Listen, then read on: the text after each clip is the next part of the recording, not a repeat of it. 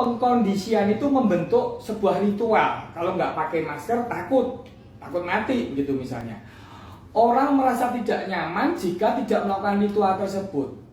Pemakaian masker secara biologis harusnya tidak nyaman karena jalan udara napas itu terhalangi. Tetapi secara psikologis mungkin terasa nyaman sesaat. Banyak zona nyaman palsu akibat pengkondisian perilaku di zaman sekarang. Mungkin di sepanjang zaman juga. Amplitudo ketakutan massal di masa pandemi itu sekarang sudah berakhir. Ketakutan massal di masa pandemi itu sesuai dengan pengkondisian klasik Pavlov, seorang ahli psikologi. Pengkondisian Pavlov itu seperti percobaan. Bayi yang sebelumnya tidak takut tikus putih, kemudian dihadapkan pada situasi ketika ada paparan suara keras, suara bel yang keras beberapa kali, dilakukan bersamaan dengan munculnya tikus putih, akhirnya menjadi ketakutan. Berikutnya, bayi tersebut tanpa ada bel yang keras tersebut, tetap saja takut dengan sesuatu yang berwarna putih. Entah itu mantel putih, kapas putih, topi bulu putih, dan segala bentuk yang ada kemiripan dengan tikus putih.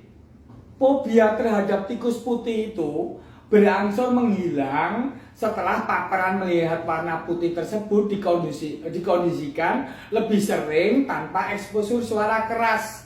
Apalagi misalnya bayi tersebut ketika melihat barang-barang ataupun yang mirip dengan tikus putih tersebut, entah mantel, entah kapas, apapun, itu dikasih makanan yang enak.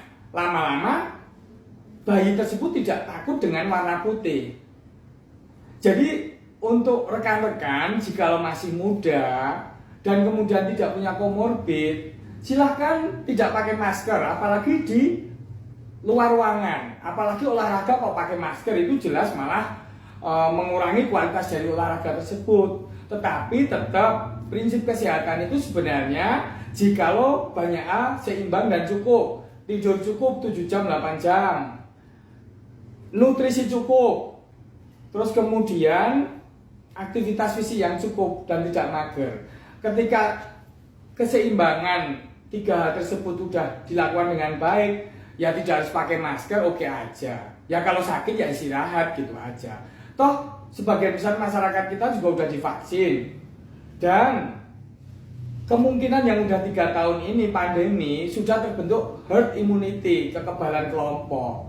Hanya menjadi perhatian pada orang-orang tua atau yang punya komorbid.